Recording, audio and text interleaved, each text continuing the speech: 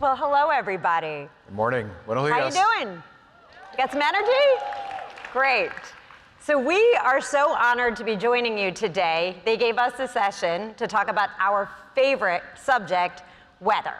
And so I'm joined by John Morales, and I'd like to start by giving a little background because I don't think they understand the legend that I'm sitting with right now.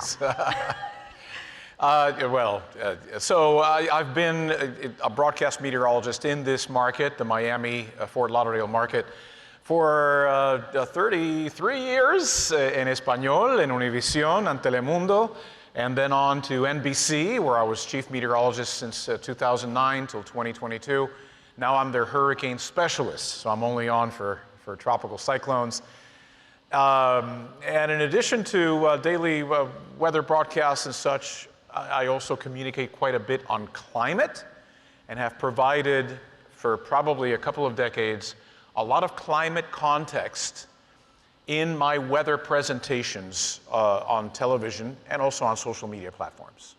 And so a little bit of my background is being a meteorologist. I did operational forecasting and a lot of TV myself, then came over to Climate Central to do our work with TV meteorologists to help people understand how the climate is changing and make these connections. And so what we wanted to start with today is this theme that's been brought into this year's conference about narratives of change. We're actually flipping that a little bit because meteorologists are changing the narratives. And we wanted to make that an actionable verb. And the thing is, there's a few reasons why meteorologists are powerful communicators on climate change. So why don't you start with a little bit of that? Well, listen, we are provided so many opportunities on a daily basis to enter people's living rooms, or for that matter, maybe for the late news, their bedrooms. And people have learned, frankly, to trust the weathercasters, and there's actual research on that, on how much people trust weathercasters in terms of the information that they deliver, especially when they're looking for a trusted science source. So the general public will actually look at their broadcast meteorologist as their most trusted source of scientific information. So we have a terrific opportunity to be able to communicate the state of the science of climate change to an audience really on a daily basis if the opportunity arises. Studies have shown as well that when an audience is provided climate context in these weather segments, we actually wrote a paper together about that. When they're provided climate context in the weather segments, people internalize and personalize the threat to the point where they're empowered to demand action on climate. So, broadcast meteorologists have become a really important facet of being able to spur action on climate. And they're also living on the front lines of our changing climate. Weather is one of the primary ways that people experience climate change. And I think we have Tony Leisowitz here with us too. And him and his partner at George Mason University have done so much research on the trusted messenger aspect, but also what is changing opinion on climate change, and weather is one of those ways that people are opening up their minds, they're experiencing things in different ways, and they actually can be moved forward on their understanding of our changing climate. So getting a little bit deeper into the complex science and making it simple and bringing it to people. I mean, backstage we were talking about so many different examples, but take us through some of what you've experienced and how you've been able to process that. In recent years, the number of extreme weather events, which are oftentimes attributed to the changing climate, have been multiplying. So the opportunities for a broadcast meteorologist to be on air and provide that climate context, and listen, it's as simple as saying, what we just observed there, and it might be a heat wave, like the one that Miami lived through during this last summer, the worst, hottest summer that Miami has ever had in terms of apparent temperature, or feels like temperature, topping 105 degrees for I don't know how many, double the number of hours over the previous record, right? So it might be a heat wave, it might be an extreme rainfall event, It might be rapid intensification in a hurricane. When these events occur, the broadcast meteorologist can get on air and simply state what we just observed is consistent with what you would expect on a warming planet. And I can leave it at that. It can be as simple as that statement. But the audience starts to realize, oh yeah, I remember 20 years ago, 30 years ago, I had seen some news that scientists had predicted that we would get more heat waves, or that it would rain stronger, or maybe 30 years ago there wasn't as much research on how many rapid intensification cycles we would see in tropical cyclones, but of course, sadly and scary, that we're learning that now in the present era.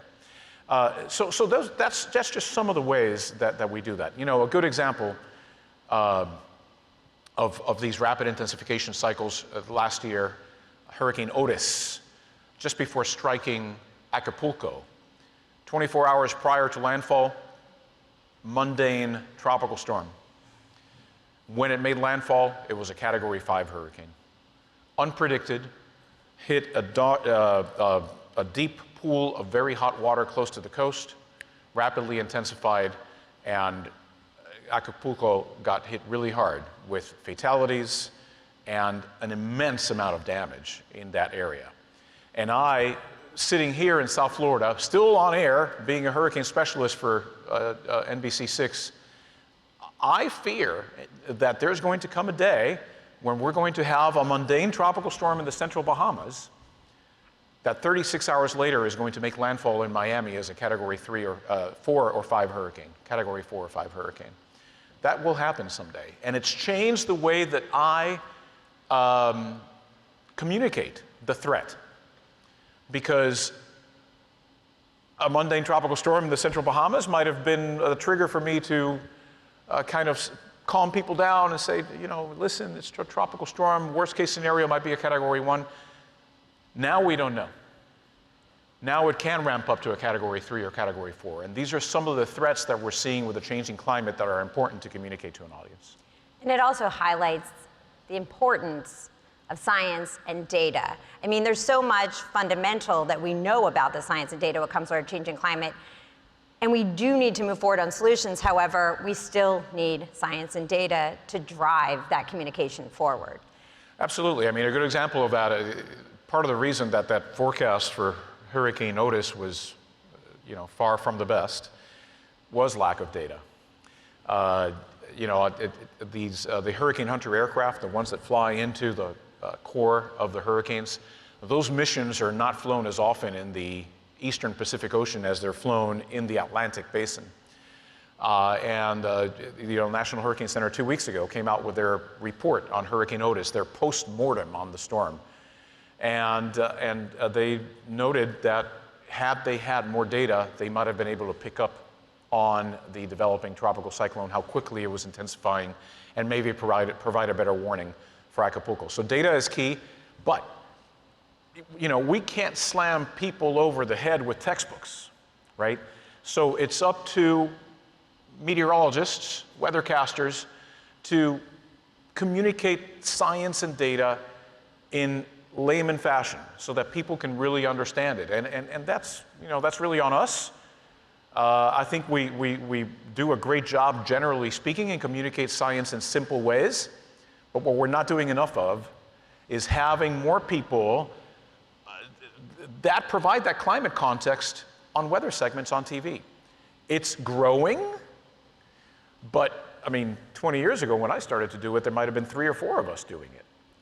Now there's a few more, but there's not enough broadcast meteorologists with the courage that it takes to be able to do that. I'd say there's a little more than a few more. No one's quite at John's level. I mean, he's super impressive. But the network has grown pretty considerably. There's still more to be done, though. I mean, through our Climate Matters work, we're now up to 1,000 local TV meteorologists across the country and 2,000 local journalists who are bringing this into their work. Again, still more to be done. Another aspect of where the data science is taking us is another thing we wanted to get into a little bit. This is a really fun aspect of the science, when you like science, which we do, is attribution science. And this is the area where we can now go into individual events, extreme weather events, and assess the role of climate change within those events. And attribution science has evolved tremendously over the past 20 years, to the point we can get rapid analysis on specific types of storms and how much more likely or how much more intense that storm was because of climate change. And now as technology and science continues to push forward, we're at a point where we can do daily temperature attribution, and we can bring this into weathercasts, and we can bring this into general conversation. Any of you can access this. Go to climatecentral.org, the Climate Shift Index. You can look anywhere in the world at the role of climate change within individual temperatures. And that science is so fun because it's now getting to applications of how much health impact we're getting or economic impact we're getting. It's actually getting pulled into litigation. It's getting pulled into loss and damage conversations. And the one other fun aspect of data and science is weather is also a solution. It's not just a problem, but think about this. Wind, solar, hydro, this is weather. So weather, see, we love weather. Weather is a way of not only understanding how our climate is changing, but what we can do to be part of the solution. So we only have a couple of minutes left, and we wanted to leave you with some examples of what we've learned in this process, because anyone can be a communicator in this room. I mean, we're with a lot of leaders right now as it is, but we really want to help people unlock that power to have conversations, because climate communication is a solution. So a little bit of what we've learned during the time, I'll say from our example with Climate Matters work, is know your audience. We all know a ton about climate change, but most of society knows something's happening. They don't understand what, and they don't understand what exactly they can do. There's a huge gap between what we know and what the general public knows. And all of the research shows they want to know, other than a very small percent. But 90% of society is interested in learning more, and we have the ability to bring that to them. 2, real quick before, because he's got the best one. 2, meet people where they are. Connect on shared values. There's so much more that brings us together than divides us, so don't always focus on that. Focus on what brings us together. And sadly, climate change is affecting most things, but that's an avenue to open up, tell a story, make it local, make it personal. And the other aspect that's really important here too is this is your line, so I'm holding it for you. Oh, my, yeah. This is a time like no other to be courageous. This is the time to talk about this subject matter. Listen, don't be afraid. 3 in 4 Americans accept the state of the science of climate change. It's not as controversial as you think. Strike up those conversations.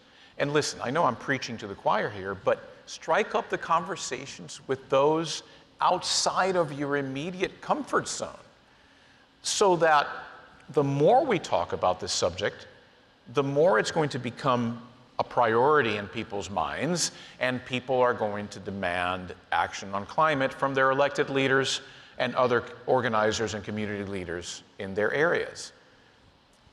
It can be, you know, despite the Thursday night's kitchen table conversation, it should be a kitchen table conversation, because it's that important, right? It's the biggest priority, in my opinion, as a scientist of the 21st century, and it needs immediate action. So weather is one of those ways to strike a conversation with someone else, and as he said, be courageous. Don't be afraid. You have science on your side. You have public opinion on your side. Most people want to learn more, so use this opportunity to have those conversations. So thank you very much for joining us today. We hope you go forward and start some conversations on climate change.